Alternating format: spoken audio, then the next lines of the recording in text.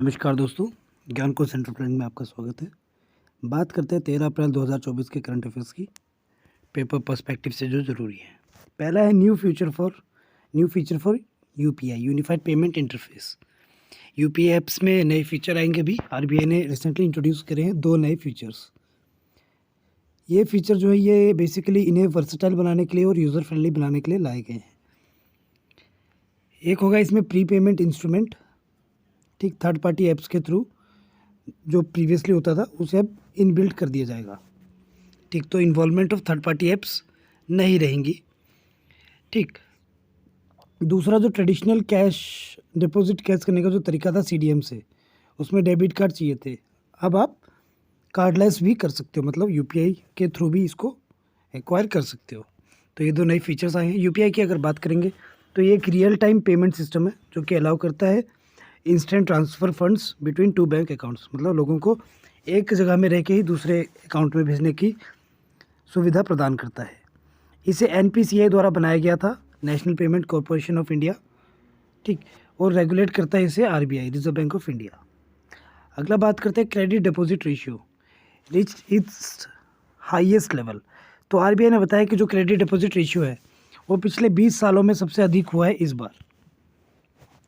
ये जो सर्च देखा गया, ये जो पीक देखी गई है, बढ़ोतरी देखी गई है, ये कैसे देखी गई है?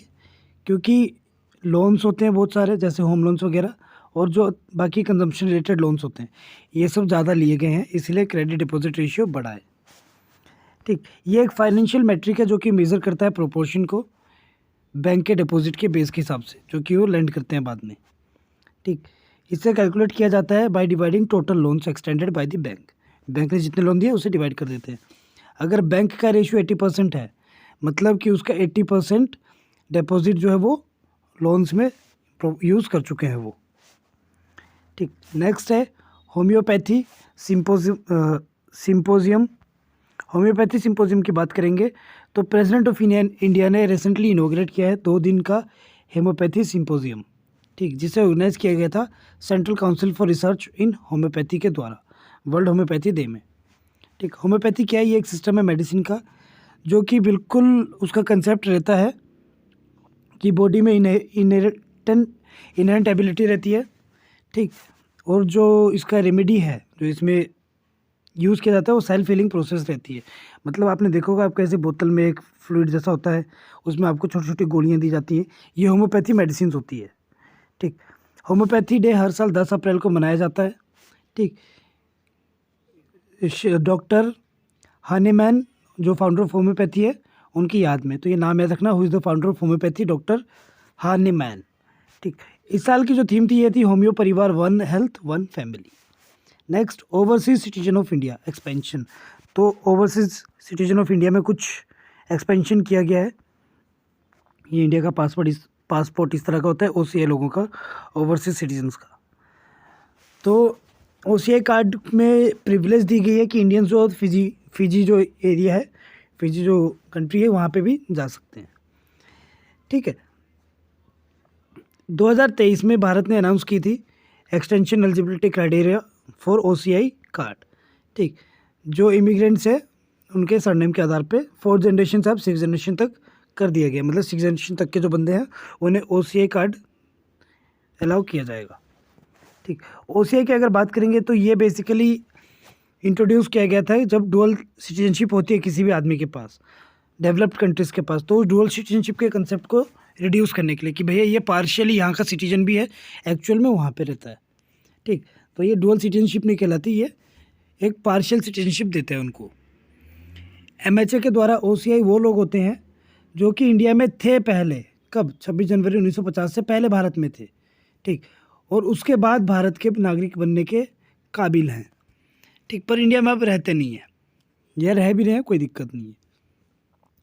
इस कैटेगरी को इंट्रोड्यूस किया गया था सरकार के द्वारा 2005 में। ठीक, और सरकार ने इस पर अमेंडमेंट करी थी 2015 में, सिटीजनशिप अमेंडमेंट एक्ट। ठीक, जिसमें PIO, person of Indian origin, को इनके साथ इंक्लूड कर दिया गया था ओसीआई के साथ। तो पीआईओ प्लस ओसीआई एक ही है। ठीक, अगली बात करेंगे डार्क एनर्जी स्पेक्ट्रोस्कोपिक इंस्ट्रूमेंट, देसी। क्या होता है ये?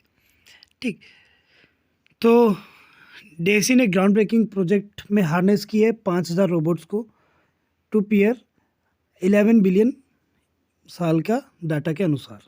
ठीक, पिछले इसने खोज के निकाला है कि जो मोस्ट प्रीसियस इंस्ट्रूमेंट होता है यूनिवर्स एक्सपेंशन का, ठीक, उसमें रेट चलता है 68.5 प्लस माइनस 6.6 किलोमीटर पर सेकेंड का।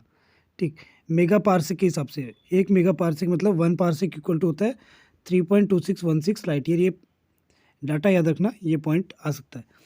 डेसी एक 3D मैप है बहुत बड़ा सा डार्क एनर्जी इम्पैक्ट को स्टडी करने के लिए 11 बिलियन ईयर्स तक का। ठीक, इसका जो लैम्डा CDM मॉडल है वो मैटर और डार्क एनर्जी इफेक्ट को एनर्जी एक्सपेंशन के टर्म्स में डिफाइन करता है कि मैटर स्लो है जब डार्क एनर्जी स्पीड हो जाती है। ठीक, जैसे कि अगर पर्टिकुलरली बात करेंगे तो ये मैपिंग ऑफ यूनिवर्स एक प्रोजेक्ट है, मैपिंग ऑफ यूनिवर्स का, जो कि डार्क एनर्जी के इफेक्ट्स को पढ़ता है लाखों करोड़ों साल के हिसाब से। ठीक, 70 इंस्टीट्यूशंस इसमें इन्वॉल्व हैं। ठीक, और ये लोकेटेड है मायल 4 मीटर टेलीस्कोप जो कि kit peak national observatory USA में स्थित है वहाँ पे। ठीक, तो ये ground based dark energy experiment है। अगला विग्नर क्रिस्टल। विग्नर क्रिस्टल की बात करते हैं, क्या होता है तो कुछ दिखने में इस प्रकार का होता है। तो साइंटिस्ट ने पहली बार सक्सेसफुली विजुलाइज किया है विग्नर क्रिस्टल को। ठीक, जो कि एक बहुत ही अद्भुत या बहुत ही अलग प्रकार का मैटर होता है, पूरी तरह से इलेक्ट्रॉन से बना होता है। ये एक सॉलिड फेज ऑफ इलेक्ट्रॉन है, सॉलिड इलेक्ट्रॉन का सॉलिड फेज है, जिसे पहले बार प्रेडिक्ट किया गया था यूजीन विग्नर के द्वारा 1934 में। ये पहला proposed many body phase stabilised electron interaction है। ठीक, ये ई इंटरेक्शन है, बेसिकली इलेक्ट्रॉन इलेक्ट्रॉन से ही मिलते हैं। ठीक, और इसके रिलेटेड जो कंसेप्ट है वो आपको PDF में मिल जाएंगे, डिस्क्रिप्शन से आप पढ़ सकते हैं पेपर पॉइंट ऑफ व्यू से। ठीक, अगला QS वर्ल्ड यूनिवर्सिटी रैंकिंग 2024। तो वर्ल्ड यूनिवर्सिटी रैंकिंग में क्या है, तो 69 इंडियन यूनिवर्सिटी जो है 424 में से इंक्लूड हो चुकी है, मतलब 424 में से 69 इंडियन यूनिवर्सिटीज़ मौजूद हैं। ठीक, सबसे नंबर 1 यूनिवर्सिटी में बात करेंगे तो Massachusetts institute of technology MIT है नंबर 1 यूनिवर्सिटी विश्व की 12 साल से लगातार। IIT बॉम्बे ने टॉप रैंक हासिल किया है। ठीक, और ओवरऑल है 149 रैंक में। ठीक, टोटल 69 भारतीय यूनिवर्सिटीज़ हैं यहाँ पे। ठीक, तो पिछले साल से अगर राइज देखेंगे तो ये 19.4% का राइज है। ठीक, और इंडिया एशिया की दूसरे नंबर पे मोस्ट रिप्रेजेंट कंट्री है इस एस्पेक्ट में 69 के साथ। पहले नंबर पे है चाइना 101 यूनिवर्सिटीज़ के साथ।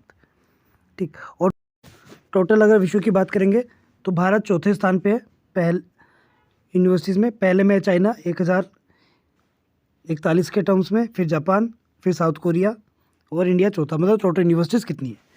JNU जो लीड यूनिवर्सिटी है भारतीय यूनिवर्सिटियों में, ग्लोबली 20th पोजीशन में डेवलपमेंट स्टडीज़ के बिहाफ में। 12 इंडियन हाई एजुकेशन इंस्टीट्यूट्स भी मौजूद है यहाँ पे टॉप 100 में। ठीक, नेक्स्ट बात करते हैं QS जो यूनिवर्सिटी रैंकिंग है, इसके अगर बात करेंगे तो इसे पब्लिश हर साल किया जाता है द्वारा क्वाइक्यूरल सीमेंट्स जो QS है, उस रैंकिंग के आधार पे विश्व की 1000 यूनिवर्सिटीज़ में से रैंकिंग दी जाती है।